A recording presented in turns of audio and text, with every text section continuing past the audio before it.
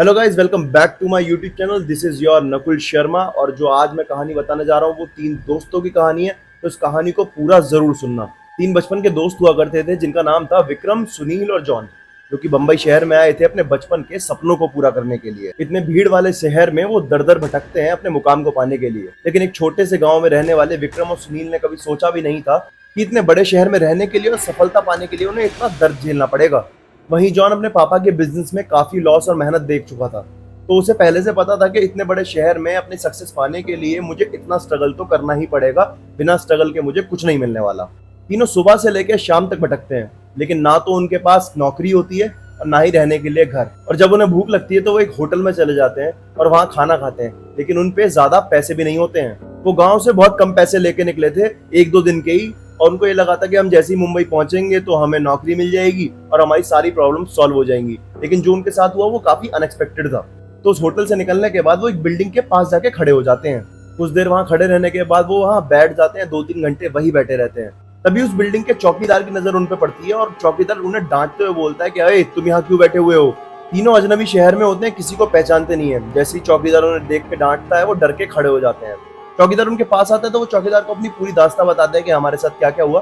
तो चौकीदार को उनकी बात सुनने के बाद उन पर तरस आ जाता है। चौकीदार सोचता है कि जब वो कुछ साल पहले बॉम्बे आया था काम मांगने के लिए, तब उस पर भी काम नहीं था और उसकी भी हालत इन तीनों जैसी ही थी और उसे भी किसी ने बॉम्बे शहर में सहारा नहीं दिया था। लेकिन अब वो थोड़ा सा स्टेबल हो गया है, उस पर एक नौकरी है और अपना जीवन यापन वो सही से कर रहा है, मतलब सही से एक शहर में रह पा रहा है।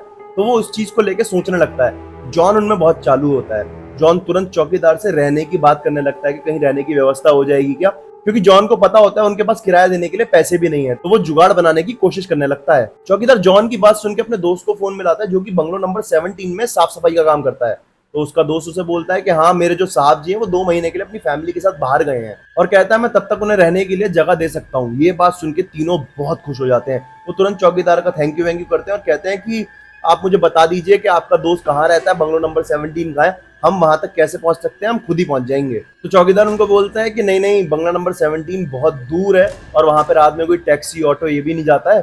तुम आज रात को यहीं सो जाओ, हम कल सब मिलके बंगलो नंबर 17 पे जाएंगे और तुम्हारे रहने की व्यवस्था कर देंगे। तो तीनों उसकी बात मान लेते हैं और सुबह उठते ही चारों मिलके उस बंगला नंबर 17 पे पहुंच जाते हैं। जब ये तीनों बंगला नंबर 17 को देखते हैं तो उनको देख के हक्के बक्के रह जाते हैं। वो इतना सुंदर होता है, बहुत ज्यादा, और ये सोचने लगते हैं कि हमें इतने सुंदर बंगले में रहने के लिए मिलेगा, वो भी कई महीनों के लिए। फिर वो बंगले के नौकर से अपना इंट्रोडक्शन करते हैं। उसके बाद वो बंगले का नौकर उनको गेस्ट रूम में ले जाता है, वहां पे नहा धोकर फ्रेश हो जाते हैं और फिर ये चले जाते हैं तीनों काम ढूंढने के लिए। अब उन्हें रहने की जगह तो मिल चुकी थी, लेकिन उन्हें अब भी कमी थी एक चीज की, वो था काम। उन्हें काम चाहिए था। सुबह से शाम तक तीनों लगातार इंटरव्यू देते हैं, जॉब की तलाश में रहते हैं, लेकिन कहीं कुछ नहीं होता और तीनों हताश होकर वापस बंगले पे आ जाते हैं। और जो नौकर होता है बंगले का, वो उनका खाने का इंतजाम पहले से ही करके रखा होता है।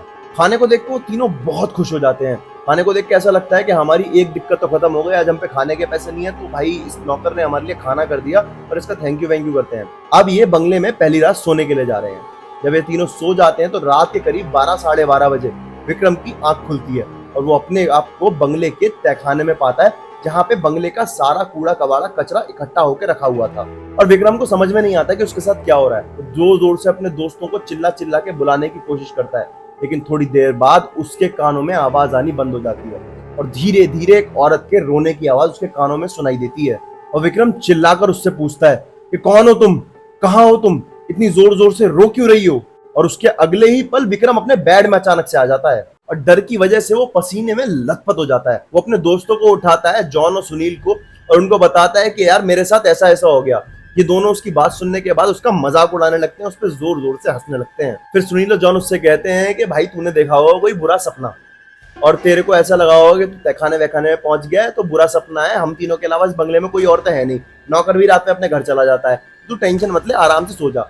विक्रम ने भी उनकी बात मान ली। उसने भी यही सोचा शायद मैंने कोई बुरा सपना देखा होगा, और वो सो जाता है। सुबह उठते ही तीनों दोस्त फिर से फ्रेश हो जाते हैं।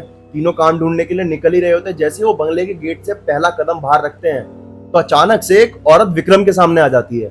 वो उसे एक चिट्ठी देती है कि तुम इस पते पे जाओ और तुम्हें वहां पे काम जरूर मिल जाएगा। और फिर वो औरत अपने रास्ते पे चलना शुरू कर देती है। विक्रम को समझ में नहीं आता, नहीं सुनील और जॉन को, ये क्या हो रहा है। लेकिन जब वो देखते हैं तो वो औरत अचानक से गायब हो जाती है।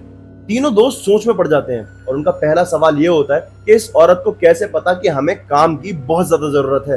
और थोड़ी देर बाद वो सोचने लगते हैं कि शायद भगवान ने हमारी मदद करने के लिए उस औरत को भेजा होगा। तो वो थोड़े से पॉजिटिव होते हैं, खुश होते हैं और वो वहां से उस बिल्डिंग के एड्रेस पे चले जाते हैं जो उस औरत ने चिट्ठी में दिया था। जब वो उस एड्रेस पे पहुंचते हैं तो देखते हैं वहां पे बहुत ही बड़ी और शानदार बिल्डिंग खड़ी हुई है।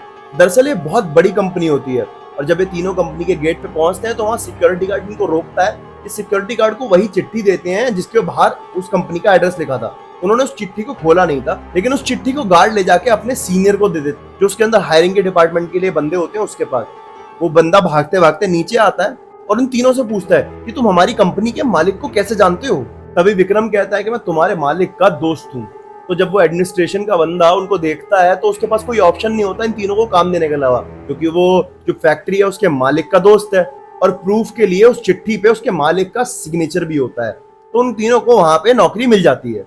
और जो एडमिनिस्ट्रेशन का बंदा था वो क्रॉस चेक भी इस वजह से नहीं कर पाया क्योंकि जो कंपनी का मालिक था वो 7 से 10 दिनों के लिए फॉरेन गया था किसी ट्रिप पे बिजनेस रिलेटेड, तो उससे इनका कोई कांटेक्ट भी नहीं हो पा रहा था। और उसके बाद वो जो बंदा होता है इन तीनों को उसी जगह ले जाता है जहां पे इनको काम करना होता है। लेकिन सडनली अचानक से तभी विक्रम अपना रास्ता मोड़ देता है और उस कंपनी के बॉस के ऑफिस की तरफ जाने लगता है और वहां पे एक पासवर्ड वाला लॉक लगा होता है और अचानक से विक्रम उस पासवर्ड वाले लॉक को खोल देता है। इस चीज को देख के वो एडमिनिस्ट्रेशन वाला बंदा हक्का बक्का रह जाता है। वो इतना ज्यादा शॉक में आ जाता है क्योंकि जो पासवर्ड था वो बॉस के अलावा किसी को मालूम नहीं था और अगर विक्रम को ये पासवर्ड मालूम है तो वो समझ लेता है कि विक्रम उसका कोई बहुत खास आदमी है। और पासवर्ड खोलने की वजह से उस बंदे को यकीन हो जाता है कि बॉस का कोई बहुत ज्यादा खास आदमी है, तो वो उनको बिल्कुल नहीं रोकता और क्रॉस चेक भी बिल्कुल नहीं करता और विक्रम सीधा बॉस के कैबिन के अंदर चला जाता है और वो उसको टोकता तक नहीं है। जॉन और सुनील समझ नहीं पाते कि विक्रम के साथ ये क्या हो रहा है और वो सभी भी चैम्बर के अंदर आ जाते हैं। लेकिन तभी विक्रम उनको बोलता है कि तुम सब चैम्बर से बाहर चले जाओ।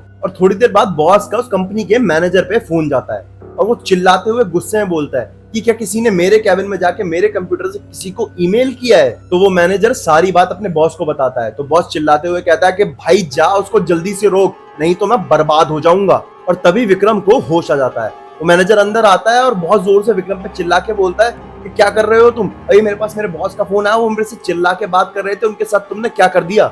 लेकिन विक्रम को अभी भी ये समझ में नहीं आ रहा था कि वो बंगले के गेट से इस कंपनी तक कैसे आया और देखते ही देखते विक्रम बेहोश हो जाता है। तभी वो मैनेजर थोड़ा सा घबरा जाता है और अपने गार्ड्स को बुला के उसको कुर्सी पे वापस बिठाता है। दरअसल वो जो बंगला होता है वो उसी बॉस का होता है और बॉस ने उस बंगले को अपने ऑफिस की एक लड़की के लिए खरीदा था और कभी कभी उस बंगले में जाके उस लड़की के साथ भी रहा करता था। लेकिन वो बॉस तो पहले से ही शादीशुदा भी था और ये बात उस बॉस को अच्छे से पता थी कि ये लड़की उसके लिए आगे खतरा बन सकती है।